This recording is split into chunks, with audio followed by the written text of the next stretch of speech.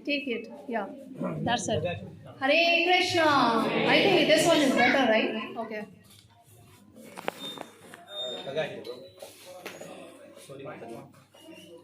जी ठीक है, हाफ में भी ले लूँगी, कोई इशू नहीं है. It's okay fine.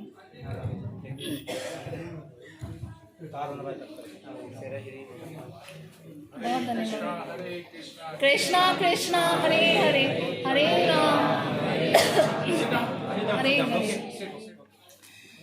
So yes, the presentation I dedicate to A.C. Bhakti Vedanta Srila Prabhupada and His Holiness Bhakti Raghav Maharaj, जिनकी मोटिवेशन और इंस्पिरेशन से I came to know about वर्णाश्रम धर्म है क्या. हमें भी नहीं पता था कि गौ माता का कौन सा मंत्र जाप करना है.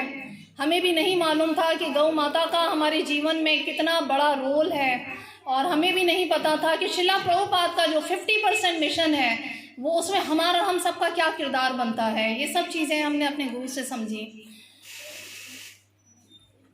आप सब जानते ही हैं कि जो ग्लोबल क्राइसिस है पूरी दुनिया भर में,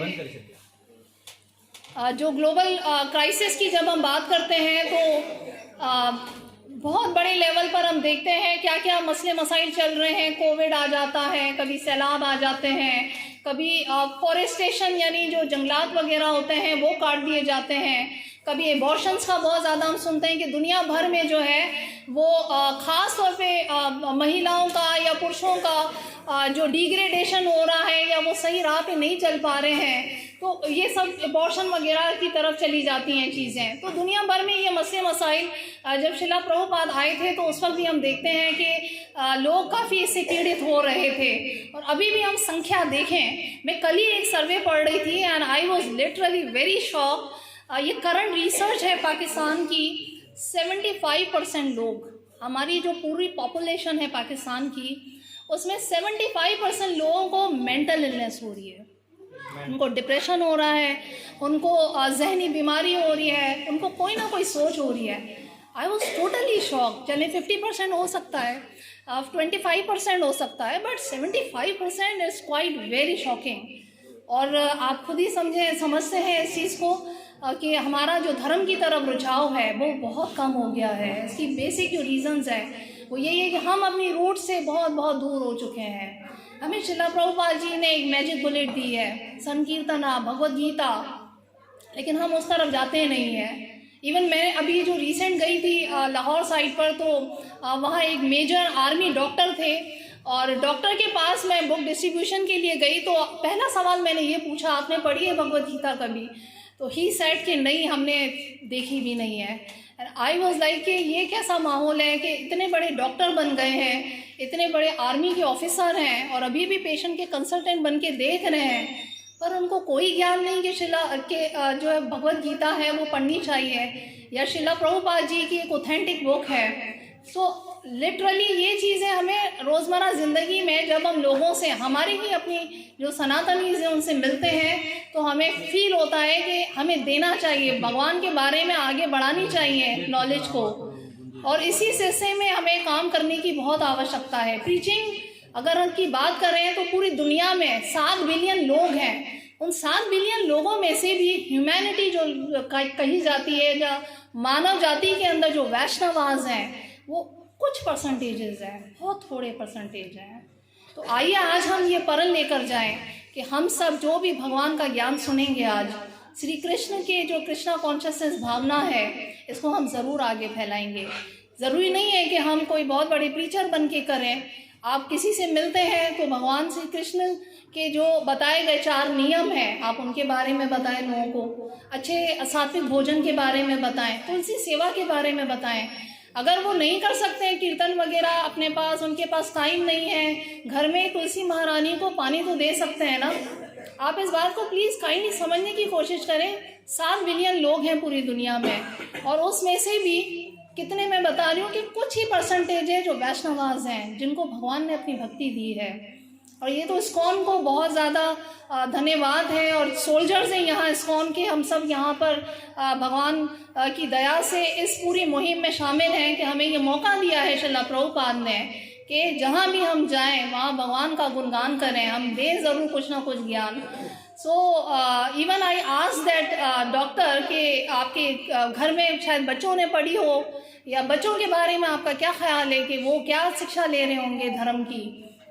तो कहने लगे कि मुझे एक्चुअली इस तरफ ज़्यादा टाइम नहीं मिल रहा होता कि मैं बच्चों को कोई ज्ञान दूँ या श्री कृष्ण की भावना के बारे में बताऊँ, कृष्ण भावना अमृत के बारे में बताऊँ। तो इस तरह के पता नहीं कितने ही ऐसे लोग हैं जिनसे जब हम बात करते हैं, और गोरों से जब हम बात करें, अंग्रेज़ों से बात करें, वो क्या कहते हैं, वो बुक्स पढ़ पढ़ के जो रटी हुई होती हैं उन्होंने, उनको याद होते हैं कि श्रील प्रभुपाद जी ने क्या कहा या भगवद गीता में क्या लिखा हुआ है। हम आज जो अंग्रेज़ों के घरों की जितनी भी लाइब्रेरियाँ देखते हैं तो वहाँ पर हमें नज़र आती है भगवद गीता रखी हुई होती है वहाँ पर, और ना सिर्फ भगवद गीता पढ़ते हैं वो लोग actually, and most of the other books of Srila Prabhupada written, जितने भी श्रील प्रभुपाद के लिखे गए ग्रंथ हैं वो पढ़े जाते हैं। क्योंकि हम हर लेवल पर जब भी लोगों से विश्व भर में भी जब इंटरेक्ट करते हैं तो हमें शर्म महसूस होती है। Literally I feel very ashamed कि हमारे पास वो लेवल उस तरह का अभी भी नहीं है। हमारे लोग अभी भी समझते हैं कि शायद भगवद गीता से भी ज़्यादा अच्छी शेक्सपियर की बुक है या शैली की बुक है, या जो नावल होते हैं वो पढ़ने में रुचि लेते हैं लोग। हम सबका ये हाल है वाकई में।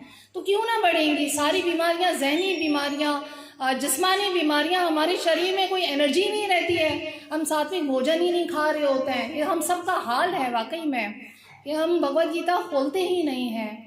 ये भगवद गीता के अब जब हम पहला चैप्टर देखते हैं तो वो क्या है, चरण कमल है।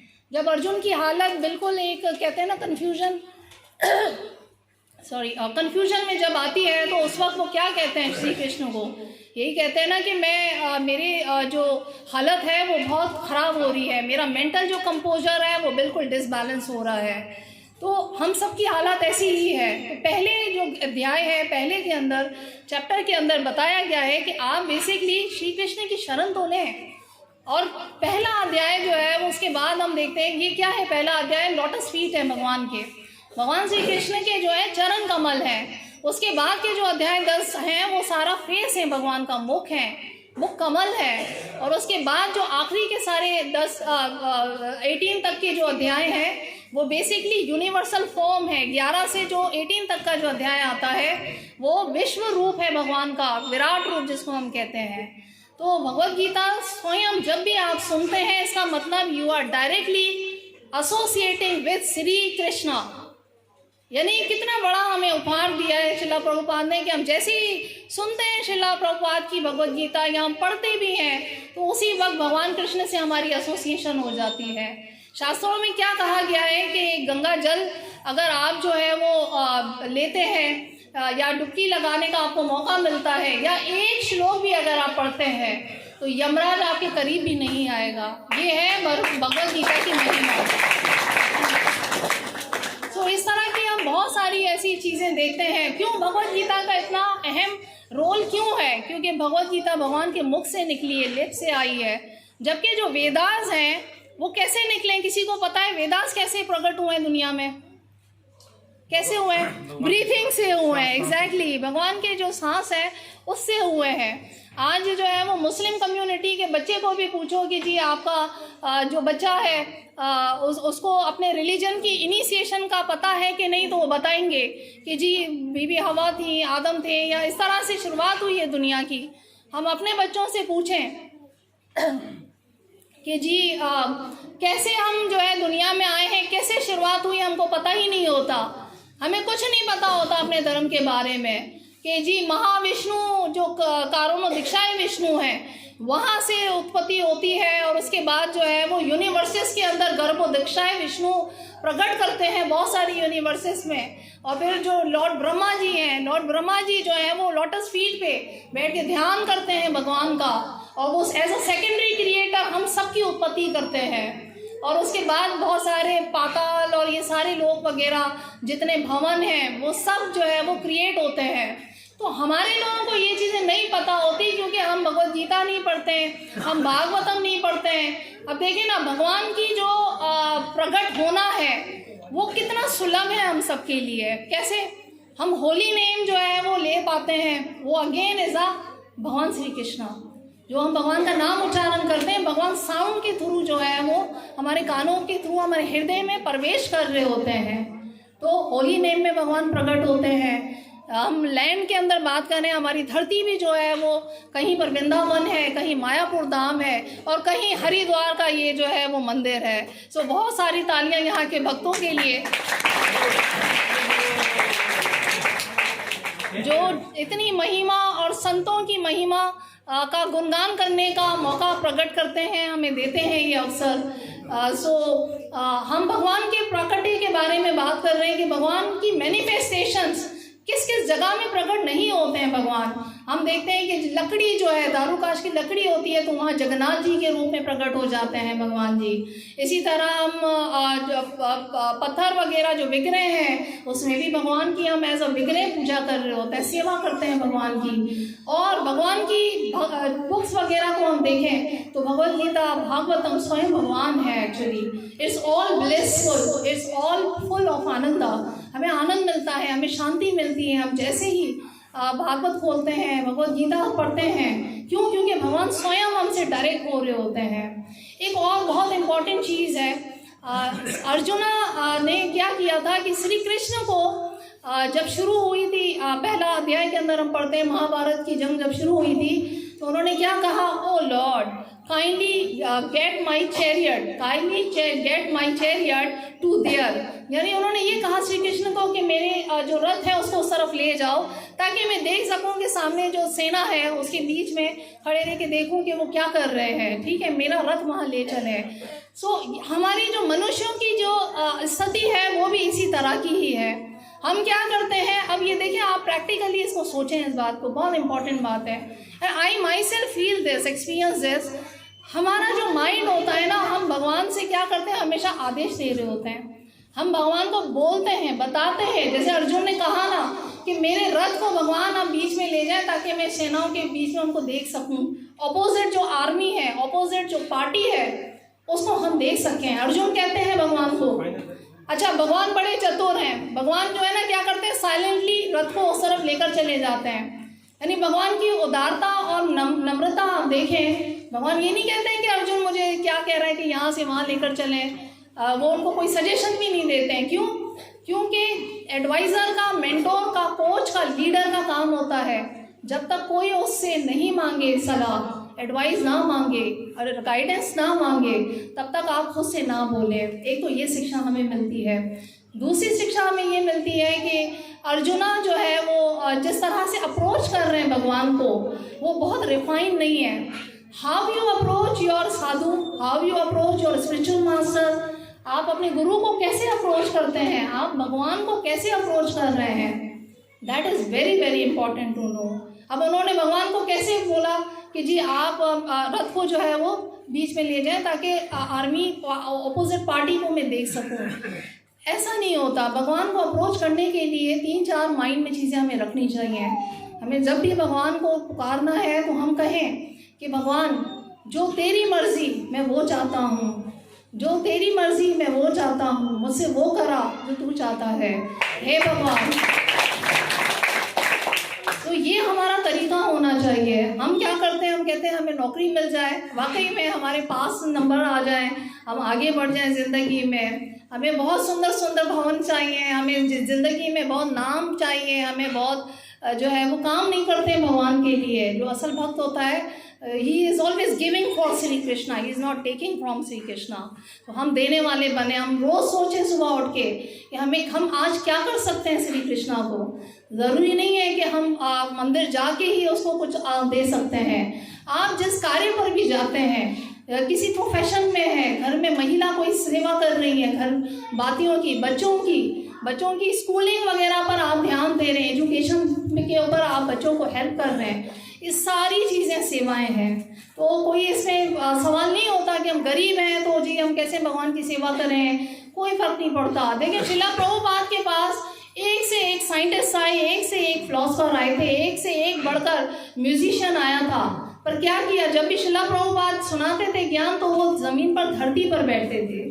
तो ये लेवल होता है ज्ञान का। जब हमारी आँख खुल जाती है, जब हमें समझ में आ जाता है कि असली हमारी जो दौलत है, जो असली डायमंड है, वो भगवान की भक्ति है, प्रेमा भक्ति है, तो हम असल मार्ग पे चलना शुरू करते हैं। ऐसे पता नहीं कितने डॉक्टर्स थे, डॉक्टर सिंह थे, जो शिला प्रभुपाद के पास आके कहते थे हमें कहीं और ऊंचे स्थान पे नहीं बैठना, हमें सिर्फ धरती पे ही बैठना है, और बिल्कुल जो है वो आसन लगा के बैठ जाते थे, आलती पालती मार के बैठते थे। इसी तरह से डॉक्टर पटेल थे, तो डॉक्टर पटेल भी जो है वो, हालांकि इतना ज़्यादा उनको पता नहीं था श्री कृष्ण की भक्ति का, लेकिन शिला प्रभुपाद के पास आके कहते थे कि जी हमारे अगर कोई भी रिश्तेदार वगैरह में भी अगर मृत्यु होती है तो वहाँ पर ओम का उच्चारण करते हैं या श्री नाम का उच्चारण करते हैं, श्री हरि के नाम का उच्चारण करते हैं। तो शिला प्रभुपाद जी क्या करते हैं, कहते हैं हरि नाम एव केवलम, हरि नाम एव केवलम। यानी शिला प्रभुपाद जी इतने उदारता थे कि वो ये नहीं कहते थे कि अच्छा जी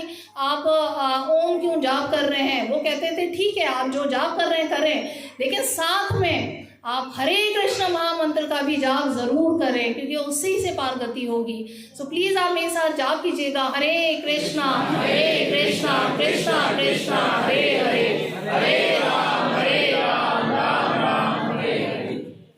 अब हमने भगवान श्री कृष्ण को अप्रोच कर लिया, हमने नहीं मांगा कि हमारे दिल में क्या है, हमने सोचा कि जो कृष्ण चाहेंगे हम वैसे ही रहेंगे, चाहे उसमें हमारी जीत हो चाहे उसमें हमारी हार हो।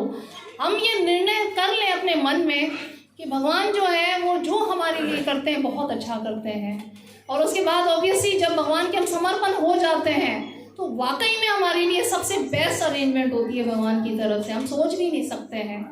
अर्जुना की स्थिति जो है वो कैसी होती है, जब वो गांडीव जो है वो लेके खड़े होते हैं तो ही वॉज लाइक वेरी, जिसे कहते हैं शिवरिंग होना शुरू हो जाती है उनको।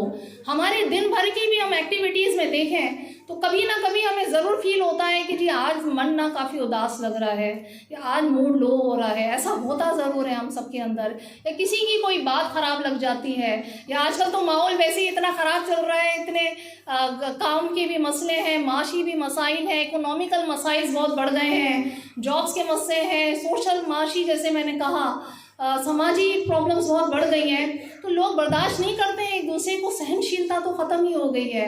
तो क्या होता है कि हमारा माइंड जो होता है हम यहाँ बिठा लेते हैं उन मसलों को, हम उस वक्त भगवद गीता से रुजू नहीं करते हैं, हमारा ये लेवल है, हम ये नहीं सोचते हैं कि हम जो है अपने गुरु से बात करें या शिला प्रभुपाद की इसमें हम देखें कि क्या गाइडेंस है इस वक्त हमें। हम रोज़ किसी न किसी, हम महिलाएं हम अपने घरों में देखें तो किसी न किसी छोटी सी बात पर भी हम क्या करते हैं कि परेशान होना शुरू हो जाते हैं। हम ये नहीं सोचते हैं कि जी भगवान के लिए हम आगे छोड़ दें भगवान के ऊपर। हमारे मेडिकल में ना दो चीज़ें कही जाती हैं, जब आप पिछली ज़िंदगी का सोचते हो, ठीक है, जो हो गया, तो उससे आपको डिप्रेशन ज़्यादा फील होगा, उदास से बुझे से रहेंगे आप, और जब आप आने वाले फ्यूचर का सोच रहे हैं तो उस वक्त आपको घबराहट ज़्यादा होगी, एंजाइटी बहुत ज़्यादा होती है उस वक्त। तो आज से आज आप प्लीज़ ये सोच के जाएं कि क्योंकि अब निर्भर ही है ये जीवन कृष्ण के चरणों में, तो अब क्यों घबराना, अब घबराएं क्या। जैसे वो कहते हैं ना कि रात दिन गर्दिश में है सातों आसमां, रात दिन गर्दिश में है सातों आसमां, कुछ ना कुछ हो रहेगा, घबराएं क्या। तो जब कृष्ण पे छोड़ ही दिया है तो क्या घबराना है। तो हम सबको अर्जुन की तरह जो है अपने जो पार्था सारथी हैं उनके साथ रहने की ज़रूरत है। हमेशा ये सोचें कि Shri Krishna is my right chariot rider, you know, he is my Partha Sarathi. तो भगवान को आप अपने साथ फील करते हैं तो वो वाकई में होते ही होते हैं। अब हम खुद जानते ही हैं कि हैप्पीनेस क्या है, दुनिया भर में खुशी कहाँ पर है, मुझे बताएं। एलेक्जेंडर का सबने सुना होगा, कौन थे एलेक्जेंडर? एलेक्जेंडर और कोई बादशाह थे, उनका सिकंदर नाम था, सिकंदर उनको कहते हैं। सिकंदर बादशाह के बारे में सबने ये किस्सा सुना होगा, पता नहीं कितने सल्तनतों को उन्होंने फतेह किया था, कितने ही उन्होंने मुकाबले जीत कर, और कितने सारे डायमंड्स और कितने हीरे मोती और कितने सोने की जो है वो जवाहरात वगैरह जमा किए। But when he was on the death bed, जब वो जाने लगे इस दुनिया से, तो उस वक्त क्या हशर था उनका, किसी को याद है? उन्होंने अपने, जी बिल्कुल एग्जैक्टली, उन्होंने अपने सर्वेंट को कहा था कि जब मैं जाऊं तो मेरे हाथ जो है वो खाली छोड़िएगा। एग्जैक्टली बाहर ऊपर निकाल दीजिएगा, ताकि लोगों को ये मैसेज आ सके कि जी दुनिया में हम जो भी आए हैं लेकर आए हैं उसमें कुछ भी नहीं हमारे साथ चलेगा। हमारी भक्ति, हमारा स्नेह भगवान के लिए, हमारा जो साधु संग ये जो हम कर रहे हैं, ये जो संगम मिल रहा है, हम सोच नहीं सकते हैं कि इसमें सारे देवी देवता, सारे भगवान, सारे आचार्य, सब कुछ, हनुमान जी, सीता राम जी, सब कुछ यहाँ पर अभी हमारे साथ है। तो इससे बड़ी और संगत क्या हो सकती है। तो ये चीज़ पे हमें ज़्यादा ध्यान देने की जरूरत है। अब हम देखते हैं कि जी इस तरह के बहुत सारे, और स्टीव जॉब्स का नाम आप सबने सुना होगा। कौन है स्टीव जॉब्स को बताएं, इतने सारी यंग जनरेशन है। एप्पल के एग्जैक्टली उन्होंने जाते हुए क्या बोला था, बताएंगे क्या बोला था उन्होंने, थोड़ा सा कुछ याद हो उनकी स्पीच में? ये बोला था कि मैं कृष्ण के मंदिर में जाता था, वहाँ पे रोटी बनाई थी। Exactly beautiful. वो कृष्ण के मंदिर में जब भी उनको टाइम मिलता था तो वो जाते थे। Every Sunday he used to go there. Sunday को बहुत बड़े साइंटिस्ट थे, लेकिन वो भी संडे को जाते थे टाइम निकाल के कि जी भगवान का प्रसाद मिल जाए। और सबसे बड़ी बात और मज़े की बात, जाने से पहले उन्होंने बहुत सारी स्पीचेस लिखी और उसमें उन्होंने यही लिखा कि मैंने व्यर्थ कर दिया है, ये मेरा इल्यूजन था, ये मेरा जिसे कहते हैं ना कि वहम था, और ये मेरा नज़र का और दिमाग का और सोच का धोखा था कि मैं दुनिया के पीछे भागता रहा, मैं एक से बढ़ के एक चीज़ कोशिश करता रहा, लेकिन कोई भी चीज़ टिकने वाली नहीं है। मैं अपनी परम गति के लिए, सेल्फ रियलाइजेशन के लिए कुछ नहीं कर सका। और जितने भी साइंटिस्ट हैं, आप देखें आईफोन, आजकल कौन सा मॉडल चल रहा है आईफोन का? 14 का। तो आप सब देखते हैं ना कि कितनी चेंजेस रैपिडली आ रही है। जो आज थ्योरी है, जो आज मशीन है हमारे साथ, कल वो मशीन आगे जाके अपग्रेड हो रही है। तो दुनिया भर की जितनी चीज़ें हैं वो चेंज होने वाली हैं। जबकि जो ज्ञान है, जो हमारा सनातन धर्म है, जो हमारी कल्चर वैदिक सिविलाइजेशन है, जो हमें ये यहाँ पर भगवान श्री कृष्ण का डायरेक्ट सन गॉड से जो हमें नॉलेज मिली है, उन्होंने सन गॉड को दिया था। श्रील प्रभुपाद ने ये कहा कि ऐसा नहीं है कि मैं ये मूवमेंट लेकर आ रहा हूँ, this is not my movement. ये जो मूवमेंट है, ये जो ज्ञान है, ये सारा श्री कृष्ण की तरफ से चला आ रहा है। ये सिर्फ अभी कलयुग की बात नहीं है। श्री कृष्ण ने जो है वो सन गॉड को दिया था, सूर्य को दिया था, भास्कर देव जी को दिया था, और वहाँ से भी पूरी परंपरा आगे तक चली जा रही है। सो हमारा तो ये गर्व होना चाहिए कि हम लोग बात करते हैं ना कि 200 साल पुराना है रिलीजन, या 2000 साल पुराना जा सकता है, you know, but our religion is eternal. शुरू में भी था, no ending, no beginning, it is always there. So हमारे जो जिसे कहते हैं कि संशय होते हैं अपने धर्म के बारे में, हम पूछ नहीं पा रहे होते हैं, हम अपने जो भी पंडित हैं या महाराज हैं, हम उनसे डिस्कस नहीं कर पा रहे होते हैं, या हमारे पास वो वाली जिसे कहते हैं कि एक्चुअल ब्राह्मण्स वगैरह शायद अब अवेलेबल नहीं है। But all glories to this ISKCON movement, all glories to Srila Prabhupada कि आज उन्होंने वैष्णव समाज के अंदर हमें वो प्रैक्टिसेस दे दी हैं कि हम भी भगवान का जो मेन ज्ञान है, जो 4 नियम हैं, उसको पालन करके कल्याण कर सकते हैं। ना सिर्फ अपना परिवार का, इस पूरी कौम का, कम्युनिटी का, पूरे विश्व का कल्याण हो सकता है। तो बहुत इम्पोर्टेंट हमारे लिए ये है कि हम इसको जिसे कहते हैं कि अपनी प्रैक्टिस में ज़रूर लाएं। श्रील प्रभुपाद ने जो हमें कहा, हम देखें बहुत ज़्यादा जिसे कहते हैं ना फिलॉसफी भी हमें बहुत ज़्यादा शायद समझ में नहीं आएगी। श्रील प्रभुपाद, आज हमने इतना ज़्यादा यहाँ पर कीर्तन जो सुना, कीर्तन के अंदर हम लिटरली आई वॉज लाइक के इतना अमेजिंग कीर्तन था, सो पावरफुल। तो कीर्तन, हरि नाम, प्रसाद, आप ये बेसिक चीज़ें भी करेंगे तो आपको भगवान ऑटोमेटिकली जो है वो मर्सी देंगे, कृपा देंगे, करुणा देंगे। श्रील प्रभुपाद जी ने कहा था कि if even you are not able to abide और follow the regulations and rules, and you are not able to follow our Vedic civilisation, you just chant Hare Krishna name, you just take prasad, आप प्रसाद खाएं, आप हरे कृष्णा नाम लें या सुने। क्वालिफिकेशन ऑफ डिवोटी पहली जो होती है आप सुने ज़रूर। फोग विल बी क्लियर, जो धुंध है ना हमारी ज़िंदगी में वो क्लियर हो जाएगा। फोग विल बी क्लियर, ये श्रील प्रभुपाद जी ने हमें कहा है। ज़रूरी नहीं है कि हमें बहुत कुछ पाठ आते हों या हमें बहुत सारे श्लोक पढ़ने आते हों, हम संस्कृत के हमें कोई बहुत ज़्यादा हमें नहीं बनना है कि मुझे स्कॉलर नहीं बनना है। शिला प्रभुपाद के ऐसे कुछ डिसाइपल थे जो शिला प्रभुपाद को भी जो है ना कह देते थे कि शिला प्रभुपाद संस्कृत वगैरह में हमें या श्लोक वगैरह की रेसिटेशन में हमें कितना निपुण होना चाहिए और कितनी इसमें हमें गुंजाइश है कि हम बोल सकें, क्योंकि वेदास के जो श्लोक हैं उनको पढ़ने के तरीके और होते हैं। तो शिला प्रभुपाद जी एक ही बात कहते थे, चांट हरे कृष्णा हरे कृष्णा हरे कृष्णा हरे कृष्णा हरे कृष्णा कृष्णा कृष्णा हरे हरे हरे राम राम राम हरे हरे। तो साधु संघा के बारे में, क्योंकि आज इतना जो एनर्जी मुझे फील हो रही है, I totally can say it is one of the memorable। साधु संघा के बारे में हम सब जानते ही हैं कि इवन जो नारद मुनि जी भी जो होते हैं वो देव दासी, कोई दासी होती है, मेड सर्वेंट उनके बेटे होते हैं ना, लेकिन उनको भी क्या होता है कि संग मिल जाता है, भक्ति वेदांता का उनको संग मिलता है। एक साधु होते हैं, उनका नाम होता है भक्ति वेदांता। वो उनके घर पर जब आते हैं और वो गर्भवती होती हैं नारद मुनि जी की माता जी, तो उस वक्त क्या होता है कि जो ज्ञान सुना रहे होते हैं भक्ति वेदांता उनकी माँ को, तो उनको नारद मुनि जी को वो गर्भ में वो सुनने को मिलता है।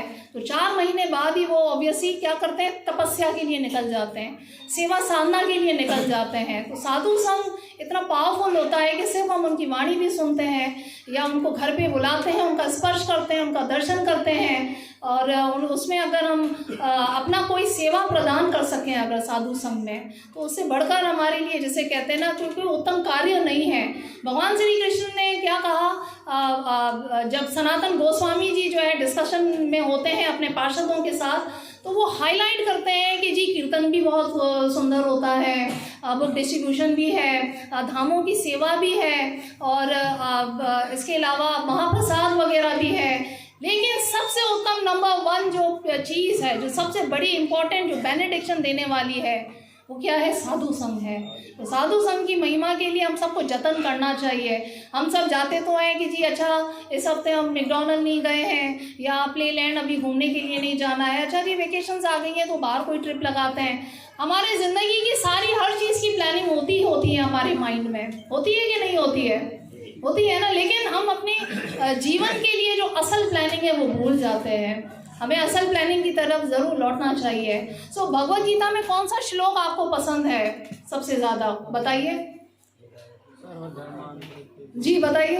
सर्वधर्मान परित्यज्य माम एकं शरणं अहं त्वां सर्वपापेभ्यो। Very beautiful. और कौन सा श्लोक पसंद है किसी को? मन मना भगवतो मध्याचि माम। Very nice. लेडीज में से कोई बताएं भगवद गीता का कौन कौन से श्लोक पसंद है आपको? जी जी बताइए।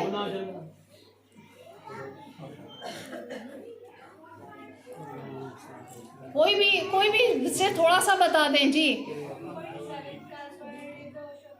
ब्यूटीफुल, बहुत अच्छा है। और चैप्टर कौन सा पसंद है आप सबको भगवद गीता का? 9 चैप्टर, एक्सेलेंट। और मुझे 9 पसंद है बहुत। और 12, वेरी नाइस, बहुत ब्यूटीफुल। इट्स भक्ति योगा। और 18 वो पूरा सार है उसके अंदर, एवरीथिंग इज हियर। सतोगुण, रजोगुण, तमोगुण, हमें कैसे अपने माइंड को कंट्रोल करना है और कैसे दूसरों को समझना है। और 7, वेरी नाइस, ब्यूटीफुल। और 2 बहुत अच्छा लगता है। और यहाँ से कौन सा पसंद है आपको भगवद गीता का चैप्टर्स? एनी चैप्टर वहाँ से? 8 बहुत अच्छा है, वंडरफुल। और 18 अध्याय। Every chapter is beautifully written. कहा जाता है, ये शिला प्रभुपाद जी भी डिस्कशन करते हैं अपने शिष्यों से, और ख़ास तौर पे एक जो चैप्टर है ना वो बहुत इम्पॉर्टेंट है। और वो पता है कौन सा है? बिल्कुल जैसे आप लोगों ने बताए सारे, शिला प्रभुपाद की जब वार्तालाप हो रही थी अपने डिसाइपल से, तो वो भी इसी तरह यही वाले सब बता रहे थे। तो शिला प्रभुपाद जी ने फिर कहा था कि जो चैप्टर 1 है आप उसको समझें पहले। क्यों उसको समझें? क्यों उसको समझें हम? क्योंकि उसमें हमें प्रॉब्लम का पता चल रहा है। जो पहला जो चैप्टर है उसमें प्रॉब्लम स्टेटमेंट है। क्या प्रॉब्लम है? अर्जुना का प्रॉब्लम है हम भी जैसे प्रॉब्लम के साथ होते हैं ना कि आज तो दिल बहुत दुखा, उसने ऐसे बोल दिया, या आज मेरा ये काम ही नहीं हो रहा, मन बहुत उदास है, चिंतित है, ये सब हमारे प्रॉब्लम्स है ना। तो अर्जुना ने जो अपना मसला जो था भगवान को पेश किया था उस वक्त, वो किस चैप्टर में था? चैप्टर 1 के अंदर था। और चैप्टर 2 से लेके 18 तक के जो चैप्टर है वहाँ पर सॉल्यूशन है। वहाँ पे आप याद रखिएगा कि क्या है, वहाँ पर सॉल्यूशन है। तो हमें जो है वो सॉल्यूशन की तरफ जाने से पहले हम ये समझें कि हमारे प्रॉब्लम्स क्या हैं। और प्रॉब्लम्स में क्या कहते हैं, रुक्मणी जी जो है वो श्री कृष्ण के साथ बैठी होती हैं। I am so sorry. Rukmini ji जो है श्री कृष्ण जी के साथ बैठी होती हैं, तो उस वक्त एक कीड़ी जो होती है वो शुगर को ले रही होती है, शुगर को खा रही होती है। तो श्री कृष्ण देखकर जो है ना वो मुस्कुराते हैं। तो रुक्मणी जी पूछती हैं कि ऐसा क्या हुआ? तो उस वक्त क्या कहते हैं श्री कृष्ण जी? कहते हैं पता है ये कौन है कीड़ी? ये नारद, ये वो है इंद्रदेव है। एग्जैक्टली ये इंद्रदेव है एक्चुअली। और आप देखें कि जो पद है, जो पोजीशन है, वो किसी की भी हमेशा नहीं रहने वाली। इवन लॉर्ड शिवा जो है वो भी, जो वैष्णवा नाम यथा शंभु हैं, उनका भी पल्ले काल के बाद जो है वो साइकिल चेंज हो जाता है। इंद्रदेव भी अपनी गादी से नीचे उतरते हैं। बहुत सारे ऐसे अश्वत्थामा वगैरह हैं, राजा बलि हैं, वो सारे चिरंजीवी हैं, वो आज भी हैं इस धरती पर, पाताल लोक में रहते हैं। और वो जब जैसे ही उनका टाइम पूरा हो जाएगा, हो सकता है वो फिर ब्रह्मा की सीट को जो है टेक ओवर कर लें। तो ये सारे आप देखें कि जो देवी देवताओं का भी जो लेवल है वहाँ पर भी क्या है, सीट वगैरह जो है चेंज होती रहती है। लेकिन मानव जन्म जो है, जो हमारी ह्यूमन कैपेसिटी है, जो हमारी ये ज़िंदगी है जो हमें भगवान ने दी है, इसमें हमारे पास ये मौका है कि हम भगवान के नाम का चिंतन कर सकें, हम उच्चारण कर सकें, हम भक्तों का संग कर सकें। तो हमारे पास बहुत इम्पोर्टेंट ये जो है वो जिसे कहते हैं अवसर मिला है। मैं महिलाओं के लिए एक बहुत सुंदर कथा मुझे याद आ गई, इतनी यहाँ पर सब बैठी हुई हैं तो हम ज़रूर इसका यहाँ पर वर्णन करेंगे।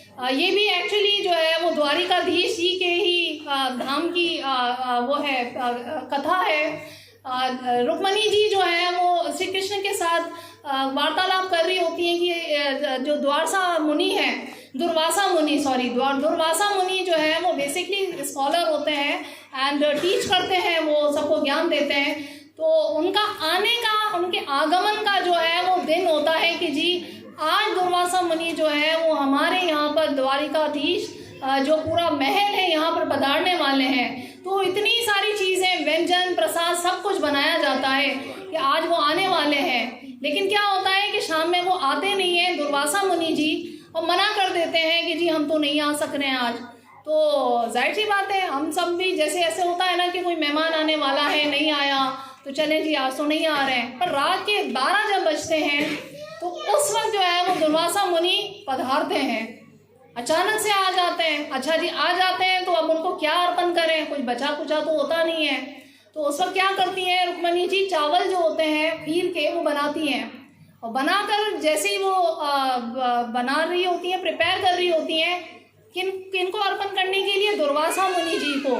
तो दुर्वासा मुनि जी उस वक्त उनको क्या आदेश देते हैं, वो उनको यह आदेश देते हैं कि जी मून लाइट, जो चंद्रमा की रोशनी है, खुले आसमान के नीचे ये 2 प्लेट्स के अंदर जो है आप खीर लें और वहाँ पर बाहर, यानी उस महल के भी बाहर रख दें 2 जगह पर। और रखने के बाद मैं फिर आपको एक आदेश दूंगा। अब आप सोचें कि हमारे अपने गृहस्थ आश्रम में ऐसी कोई अवस्था हो जाए कि रात के 12 बजे कोई आता है संत साधु घर पे, तो हमारा उस वक्त देखें क्या उस वक्त सोच होनी चाहिए कि हमें भगवान की मर्सी मिलने के लिए हमें ये अवसर मिल रहा है कि हम सेवा करें उनकी। तो जो बेस्ट हाउस होल्ड जिसे कहते हैं ना फैमिली है, श्री कृष्णा और रुक्मणी जी की ज़िंदगी, लाइफ स्टाइल आप देखें तो हम सब गृहस्थ आश्रम से हैं, हम सब गृहस्थी हैं, हम घरों में रहते हैं, हमारे भी घर में बच्चे हैं, फैमिलीज़ हैं। तो हमें साधुओं की संगत, उनकी सेवा का ज़्यादा से ज़्यादा लेना चाहिए अवसर। तो उस वक्त क्या होता है कि वो अच्छा प्रिपेयर हो जाती है खीर, और वो खुले आकाश के नीचे जो है वो रखी जाती है खीर। तो आप समझ सकते हैं उस वक्त दुर्वासा मुनि जी क्या आदेश देते हैं। उस वक्त कहते हैं कि ये खीर की प्याली आप दोनों यानी श्री कृष्ण और रुक्मणी जी को कहते हैं कि अपने पूरे शरीर पे लगा दें पूरी खीर। एंड उसके बाद रुक्मणी जी तो लगा देती हैं पूरे, कृष्ण जी भी लगाते हैं, पर एक चीज़ वो भूल जाते हैं, एक जगह पे लगाना भूल जाते हैं कृष्ण जी। कौन सी जगह होती है, कोई बताएगा? किसी को याद है? वैसे मुझे भी नहीं पता था, पहली दफ़ा पता चला है। तो एक जगह कृष्ण जी लगाना भूल जाते हैं, वो कौन सी जगह होती है? हाँ, गैस करें। एग्जैक्टली, बिल्कुल। सो चरणों में लगाना भूल जाते हैं। और होता क्या है कि उन्हीं चरणों पर जब बाली जी का वो होता है, श्राप होता है कि जी कृष्ण को जो है वो वध किया जाएगा, वो शिकारी बाली जी दोबारा से हंटर के रूप में, शिकारी के रूप में आएंगे और श्री कृष्ण के ऊपर तीर चलाएंगे, तो वो उन्हीं चरणों पे लगता है। बट कहने का तात्पर्य ये था कि जो संत महात्मा होते हैं उनको कैसे हमें अप्रोच करना है वो बहुत इम्पॉर्टेंट है। जो भी इस मकाम पे दरवेश होते हैं, साधु होते हैं, वो हमारे जीवन में बसंत लेकर आते हैं। संत के आने से जीवन में बसंत आ जाती है, तो उसको हमें उस तरह से अप्रोच करना चाहिए। अब दुर्वासा मुनि जी देखें, आते हैं, उन्होंने अपना टाइम दिया, सब कुछ दिया, लेकिन कृष्ण जी ने हमें ये इस तरह से एक शिक्षा दे दी कि अगर आप पूरा साधु का नहीं मानोगे, सुनोगे, तो आपको भी शाप मिल सकता है। इवन चैतन्य प्रभु और नित्यानंदा प्रभु एक रास्ते से जा रहे होते हैं, तो एक बड़े जो है ना वो खूबसूरत सा वो होता है, नहीं जा रहे होते हैं तो वो क्रोकोडाइल होती है, मगरमच्छ होता है, तो मगरमच्छ को देखते हैं तो जैसे ही चैतन्य महाप्रभु देखते हैं तो वो फिर एक सुंदर लड़का बन जाता है। तो उसी वक्त में नित्यानंदा महाप्रभु कहते हैं कि जी, नित्यानंदा प्रभु जी कहते हैं कि ये कैसे हुआ है? तो कैसे होता है वो? उनका असल में पिछले जन्म में उस लड़के ने भी क्या किया होता है कि अपमान किया होता है या साधु सेवा में कुछ भूल चूक की होती है, तो इस वजह से उनको जन्म मिल जाता है मगरमच्छ का। तो वैष्णवीज एंड वैष्णवास, आप सबसे निवेदन है कि हम सब समझें कि जो भी हमारा यहाँ धरती पर जन्म होता है वो कैसे होता है। हमने कहीं पर भी कुछ भी शायद भक्ति की हो, थोड़ा बहुत साधु संग किया हो, तो जब रेनफॉल होता है, जब बारिश बरसती है, तो बारिश बरसती है और वो खेत खलियान वगैरह होते हैं, पौधे होते हैं, वो बारिश उस पौधे पर जाके गेहूं वगैरह जब उगाती है, फ्रूट्स वगैरह उगते हैं, वो जब हम खाते हैं तो हमारा जो वैर्य होता है, उस वैर्य से फिर से एक नया जन्म शुरू हो जाता है हमारा। आप समझ रहे हैं इस बात को कि किस तरह से हमारे जन्म की साइकिल चलती रहती है। तो अगर हमें अपनी किस्मत को जगाना है तो साधु संग को हम ना छोड़ें, हमारी किस्मत जाग जाती है, हमारी जो भाग्य है उसके द्वार सब खुल जाते हैं, वरना ये साइकिल जन्म मरण की चलती रहेगी। हमारे पास कितना टाइम है? 10-15 मिनट, 9 बजे तक कर सकते हैं। अच्छा, तो एक वो